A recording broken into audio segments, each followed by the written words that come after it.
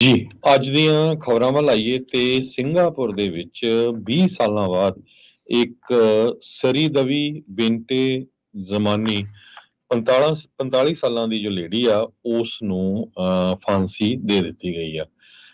ਉਸ ਨੂੰ 2018 ਸੰਨ ਦੇ ਵਿੱਚ ਕਨਵਿਕਟ ਕੀਤਾ ਗਿਆ ਸੀ ਵੀ 30.72 ਗ੍ਰਾਮ ਹੈਰੋਇਨ ਉਹਦੇ ਪੋਜੈਸ਼ਨ ਦੇ ਵਿੱਚ ਸੀ, ਉਹਦੇ ਕੋਲ ਸੀ। ਸਿੰਗਾਪੁਰ ਦੇ ਵਿੱਚ ਮਿਡਲ ਈਸਟਰਨ ਕੰਟਰੀਜ਼ ਵਾਂਗ ਬਹੁਤ ਹੀ ਜ਼ਿਆਦਾ ਸਖਤ ਕਾਨੂੰਨ ਆ। ਜੋ ਲੋਕ ਡਰੱਗ ਦੀ ਤਸਕਰੀ ਕਰਦੇ ਹੈਗੇ ਆ, ਡਰੱਗ ਜਾਂ ਹੈਰੋਇਨ ਜਾਂ ਜੋ ਵੀ ਹੈਗਾ, ਸੋ ਉਹ ਸਾਰੇ ਮਾਮਲੇ ਦੇ ਵਿੱਚ ਕਹਿੰਦੇ ਜੇ 15 ਗ੍ਰਾਮ ਤੋਂ ਵੱਧ ਕੋਈ ਵੀ ਡਰੱਗ ਕਿਸੇ ਦੇ ਕੋਲੋਂ ਮਿਲਦੀ ਆ ਤੇ ਉਸ ਦੀ ਸਜ਼ਾ ਬਹੁਤ ਮੌਤ ਹੀ ਆ।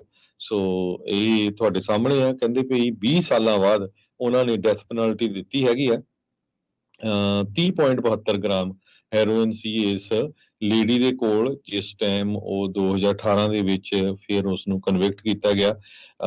ਪਰ ਇਹ ਸਾਰੇ ਕਾਸੇ ਤੋਂ ਬਾਅਦ ਜੋ ਇੰਟਰਨੈਸ਼ਨਲ ਹਿਊਮਨ ਰਾਈਟਸ ਆਰਗੇਨਾਈਜੇਸ਼ਨਸ ਆ, ਉਹ ਬੜੇ ਔਖੇ ਆ, ਕਹਿੰਦੇ ਵੀ ਇਹ ਛੋਟਾ ਹੀ ਕ੍ਰਾਈਮ ਆ, ਇਹਨਾਂ ਦੇ ਉੱਤੇ ਜਿਹੜੀ ਫਾਂਸੀ ਆ ਨਹੀਂ ਹੋਣੀ ਚਾਹੀਦੀ ਸੀ, ਉਹਨੂੰ ਐਗਜ਼ੀਕਿਊਸ਼ਨ ਉਹਦੀ ਨਹੀਂ ਹੋਣੀ ਚਾਹੀਦੀ ਸੀ। 2014 ਚ ਇੱਕ ਬੀਬੀ ਨੂੰ ਜਿਹੜਾ ਹੈ ਐਗਜ਼ੀਕਿਊਟ ਕੀਤਾ ਸੀ, ਲੇਡੀ ਨੂੰ, ਜੈਨ ਮੇ ਬੋਇਨ ਨੂੰ, ਤੇ ਉਸ ਤੋਂ ਬਾਅਦ ਹੁਣ ਇਸ ਲੇਡੀ ਨੂੰ ਕਨਵਿਕਟ ਕੀਤਾ ਗਿਆ ਹੈਗਾ। ਉਹਦਾ ਜਿਹੜਾ ਉਹਨੂੰ ਫਾਂਸੀ ਦਿੱਤੀ ਗਈ ਆ। ਫਿਲ ਰੋਬਰਟਸਨ ਡਿਪਟੀ ਏਸ਼ੀਆ ਦੇ ਡਾਇਰੈਕਟਰ ਹੈਗੇ ਆ ਹਿਊਮਨ ਰਾਈਟਸ ਵਾਚ ਤੇ, ਉਹਨਾਂ ਨੇ ਕਿਹਾ ਵੀ ਸਿੰਗਾਪੁਰ ਦੀਆਂ ਪਾਲਿਸੀਜ਼ ਇਨਹਿਊਮਨ ਤੇ ਡਰੱਗ ਲਾ ਡਰੈਕੋਨੀਅਨ ਆ, ਜੋ ਖਾਸ ਕਰਕੇ ਜੋ ਡਰੱਗ ਦੇ ਨਾਲ ਸੰਬੰਧਿਤ ਹੈਗੀਆਂ ਆ, ਤੇ ਉਹਦੇ ਲਈ ਉਹਨਾਂ ਦੀ ਜਿਹੜੀ ਸਜ਼ਾ ਆ ਬਹੁਤ ਆ। ਬਹੁਤ ਸਾਰੇ ਲੋਕ ਇਹ ਕਹਿੰਦੇ ਵੀ ਵਧੀਆ ਵੀ ਆ ਇੱਕ ਤਰ੍ਹਾਂ ਦੇ ਨਾਲ, ਤਦੇ ਫਿਰ ਜੋ ਡਰੱਗ ਆ ਉਹ ਖਤਮ ਹੁੰਦੀ ਹੈਗੀ ਆ।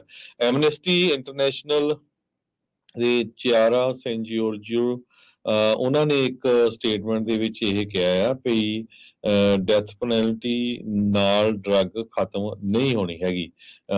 ਲੋਕ ਯੂਜ਼ ਕਰਦੇ ਆ ਤੇ ਇਹ ਡਿਫਰੈਂਟ ਤਰੀਕੇ ਹੋਣੇ ਚਾਹੀਦੇ ਆ, ਪਰ ਇਹ ਮਾੜੀ ਗੱਲ ਹੋਈ ਆ ਵੀ ਉਸ ਨੂੰ ਐਗਜ਼ੀਕਿਊਟ ਕੀਤਾ ਗਿਆ ਇੱਕ ਲੇਡੀ ਨੂੰ। 2019 ਦੇ ਵਿੱਚ ਇੱਕ ਸਟੱਡੀ ਹੋਈ ਸੀ US National Institute of Health ਵੱਲੋਂ, ਉਹਨਾਂ ਨੇ ਇਹ ਕਿਹਾ ਵੀ ਡੈਥ ਪੈਨਲਟੀ ਇਫੈਕਟਿਵ ਵੀ ਆ, ਜਿਹਦੇ ਨਾਲ ਡਰੱਗ ਕ੍ਰਾਈਮ ਫਿਲਪਾਈਨਸ ਦੇ ਵਿੱਚ ਘਟੇ। ਇਹ ਕਾਫੀ ਚਿਰਾਂ ਤੋਂ ਉੱਥੇ ਚੱਲ ਰਿਹਾ ਸੀ, ਦੁਬਾਰਾ ਕੀ ਇਸ ਲਾਅ ਨੂੰ ਰੀਇਨਸਟੇਟ ਕੀਤਾ ਗਿਆ ਸੀ ਡੈਥ ਪੈਨਲਟੀ ਨੂੰ।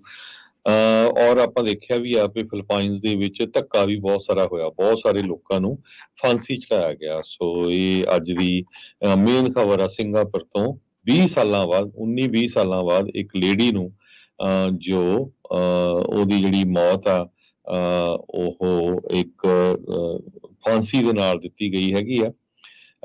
ਤੇ ਕਾਰਨ ਬਹੁਤ ਹੀ ਥੋੜੀ ਜਿਹੀ ਡਰੱਗ ਜਿਹੜੀ ਸੀ, 3.72 ਗ੍ਰਾਮ ਡਰੱਗ ਉਹਦੇ ਕੋਲੋਂ ਮਿਲੀ ਸੀ।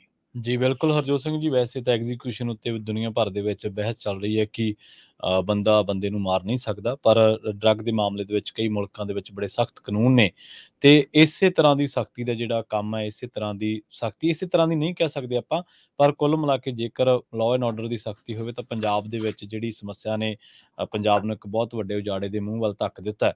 ਉੱਥੇ ਵੀ ਕਾਨੂੰਨਾਂ ਦੀ ਸਖਤੀ ਦੇ ਨਾਲ ਕੁਛ ਨਾ ਕੁਛ ਕੰਟਰੋਲਸ ਕੀਤਾ ਜਾ ਸਕਦਾ ਹੈ, ਪਰ ਉਹਦੇ ਲਈ ਵੀ ਵਿਲ ਪਾਵਰ ਤੇ ਉਹਦੇ ਲਈ ਵੀ ਤੁਹਾਡੇ ਕੋਲ ਇੱਕ ਕੰਸਟਰਕਟਿਵ ਜਿਹੜਾ ਏਜੰਡਾ ਉਹ ਚਾਹੀਦਾ।